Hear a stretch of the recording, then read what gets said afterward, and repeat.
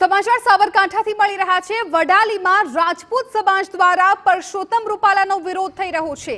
તાલુકા ભાજપ ચૂંટણી પ્રચાર કાર્યાલય ઉદ્ઘાટનનો વિરોધમાં કોંગ્રેસના નેતાઓએ ધારાસભ્ય રમણલાલ વોરા સાથે ધક્કામુક્કી કરી છે। કોંગ્રેસના નેતા અને જિલ્લા પંચાયતના પૂર્વ વિરોધ પક્ષ નેતા પણ વિરોધમાં જોડાયા છે। પોલીસ અને કોંગ્રેસના નેતાઓ વચ્ચે ઘર્ષણ સર્જાયું। કોંગ્રેસે રોડ પર બેસીને રૂપાલા વિરુદ્ધ પ્રદર્શન કર્યું છે। સંવાદદાતા અવનીશ ગોસ્વામી વધુ જાણકારી આપી રહ્યા છે। અવનીશ, હાલ ત્યાં શું સ્થિતિ છે?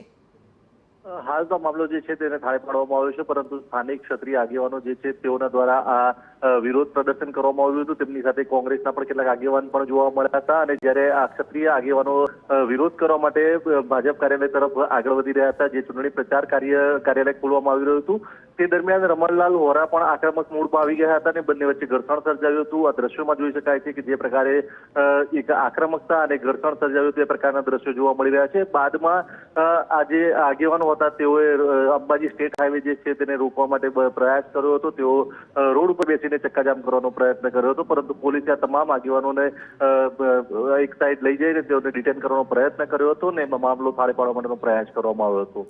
બિલકુલ અવનીશ, આભાર સમગ્ર માહિતી બદલ। આગળ પણ આપણી પાસેથી આ બાબતે અપડેટ્સ રહેતા રહીશું। હાલ તો પોલીસ અને કોંગ્રેસના નેતાઓ વચ્ચે ઘર્ષણ થયું હોવાની વિગતો મળી રહી છે।